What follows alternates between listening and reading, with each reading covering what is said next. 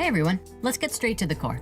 In science, we're now seeing that everything that we think of as reality is a big infinite field of vibrating quantum energy. Now, quantum in layman's terms means very small increments into which many forms of energy are divided. Thus, we can see that everything is made up of vibrating molecules, and those molecules are made up of atoms, also vibrating. And those atoms are made up of even more tinier particles with vast amounts of empty space in between, all vibrating, all spinning around and moving all of the time. Scientists around the world are just beginning to understand this, and our understanding of it is growing every day. This concept lays the foundation for what you're about to see today. And just think about this while you're watching.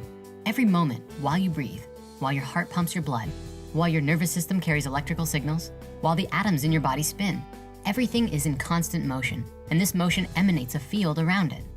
And all of the motion of all of these particles and all of these waves are all connected in this field. Even something that appears dead or inanimate, such as a crystal or a dead rat, once you reach a certain level, there are countless particles moving in waves constantly through this seemingly non-living thing. This moving field concept, it has had many names over the aeons. Names including the source field, the unified field pertaining to the unified field theory.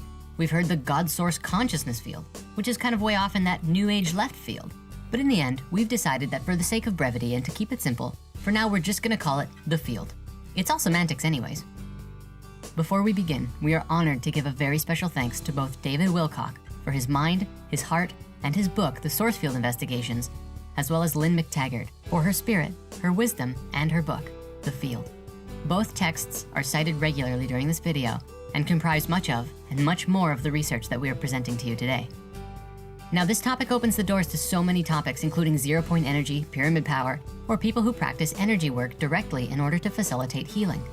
But before we can get there, we have to back up and ask the very first question. What is the field?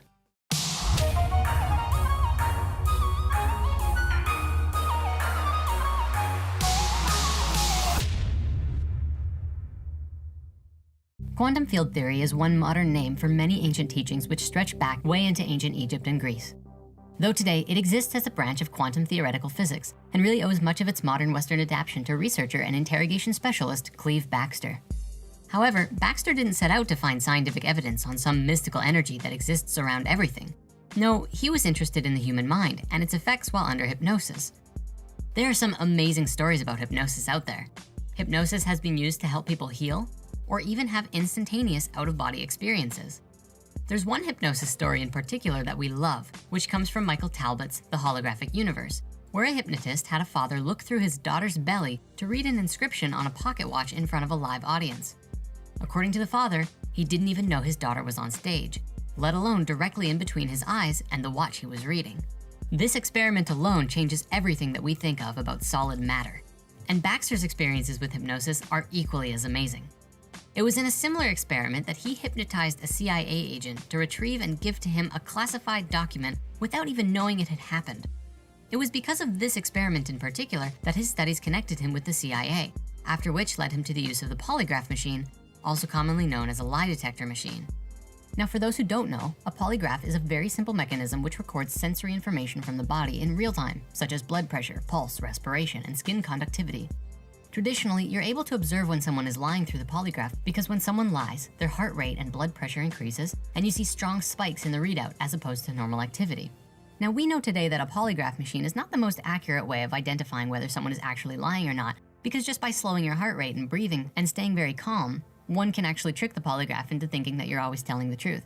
However, Cleve Backster used it for a different purpose. Cleve Backster was fascinated by polygraphs and later on in life actually founded the Baxter School of Lie Detection, located in San Diego, California. But the exciting part of the story occurs much before then, in a time when he got the idea to test the biorhythms of something other than a human and hooked his lie detector up to a plant. Now, one might expect the pulse of a plant to be rather a consistent thing and not at all very interesting to study. But thank heavens that Backster was a curious fellow, because he made the most incredible discovery, which even today we are still having a hard time processing the ramifications of. It all happened when he attached his Dracaena plant to a polygraph, and he discovered its electrical signals were very much alive and fluctuating, the opposite of what he had expected. Backster wrote, "About 1 minute into the chart reading, the tracing exhibited a short-term change in contour, similar to a reaction pattern typical of a human subject who might have just briefly experienced the fear of detection." Basically, he described the plant seemed to, for a moment, become aware that it was not the only one in the room. Baxter knew that if you wanted to catch someone lying, you first have to confront them about whatever they might be hiding. If your questions cause them to feel threatened or anxious, the electrical activity in their skin gets much stronger. Baxter wanted to see if he could get a human-like response out of his new plant buddy by threatening its well-being somehow. First, he tried dipping one of the leaves into a hot cup of coffee and tapped on the leaves with his pen. There was hardly any response. He tried several other things, but to no avail. Pacing around the room, eventually he had this thought. Aha! I shall get a match and burn the leaf. At that time, the plant was about 15 feet away from where he was standing. The only new thing that occurred was the thought. The very moment the imagery of burning that leaf entered into Baxter's mind, the polygraph recording pen moved rapidly to the top of the chart. No words were spoken, no touching of the plant, no lighting of matches, just clear intention to burn the leaf. The plant recording showed dramatic excitement, as if very afraid. Baxter then recorded the following statement. I must state that on February 2nd, 1966, at 13 minutes, 55 seconds into that chart recording, my whole consciousness changed. I then thought, gee, it's as though this plant just read my mind. Baxter went into a flurry. He connected yogurt bacteria, ordinary unfertilized chicken eggs from his refrigerator, and even live human cells to his polygraph, and continued to get stunning results. Consistently, what he found over and over was that every living thing is intimately attuned to its environment.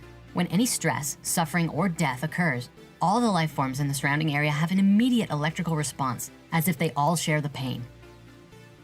Baxter wanted to make sure that the information that was passed to and from his mind to the plant was not done through known electromagnetic frequencies, such as microwaves or radio waves. So he continued testing on various living things, and he had his test subjects contained in Faraday cages to block electrical signals, and then later using a state-of-the-art shielded room. And still he was able to prove that there was no detectable connections between the subject and still get the response. What's even more amazing, he found out that it would work regardless of distance. He did one notable test with NASA astronaut Dr. Brian O'Leary in 1988, who served on the faculties of Cornell University, California Institute of Technology, the University of California, and Princeton University. Baxter took a saliva sample from O'Leary, who then left for the San Diego airport to fly to Phoenix, Arizona, some 300 miles away. They synchronized watches, and then Dr. O'Leary's saliva cells were monitored in the lab the entire time. These cells were only able to stay alive for 10 to 12 hours, but still, Baxter was able to detect spikes in the activity of O'Leary's cells when O'Leary nearly missed his flight, as the plane took off, and again as it landed, and when O'Leary's son failed to meet him at the airport. His own mind was broadcasting waves of information that were being picked up by his living cells in a lab 300 miles away, as if they were still inside of his mouth. The effect works just as well if the cells are kept in a shielded room, again proving that the signals are not being transmitted by any form of electromagnetic energy. This field phenomenon was starting to call attention from all over the world. Since then, there have been many more scientists and researchers who have dedicated their lives to studying this work, and their countless findings are enough to have created quite a substantial impact in the scientific community, which is not an easy feat, mind you. Yet still, somehow the mainstream media doesn't like talking about these things and view field theory as somewhat a black box topic, and there are some common guesses as to why that is. Of course, this is the likely point that the skeptics will jump out of the woodwork and say, it's not a conspiracy, it's just been debunked. And as we've looked at this is what we've found. When someone does an experiment, their own thoughts and intentions have an effect on the outcome of the experiment too, including the intention to disprove it. And so, the scientists observing the experiments, even if they're on the other side of a shielded room, still affect the experiment. The Mythbusters actually demonstrated this perfectly. However, in their follow-up tests with an EEG, they found no effect at all, leading them to believe that the myth was busted.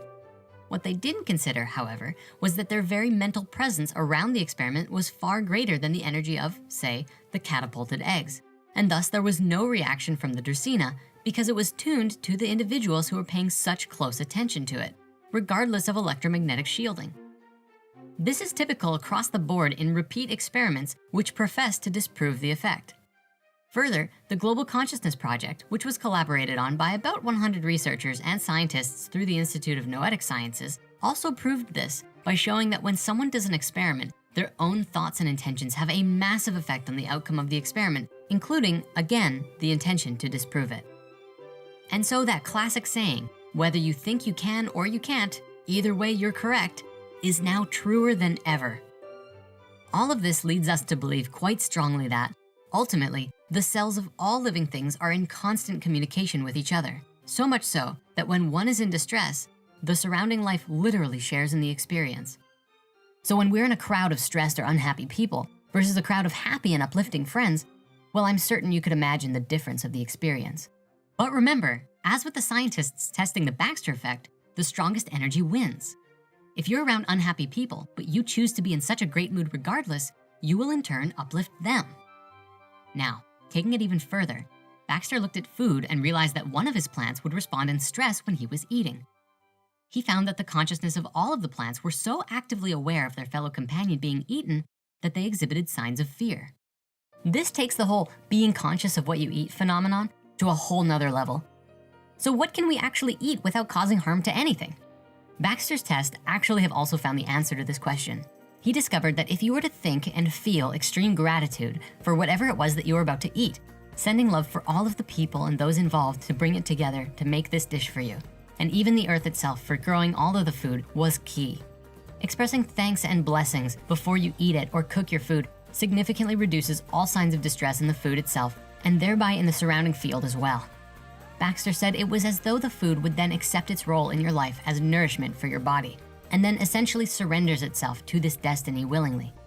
Amazing, isn't it?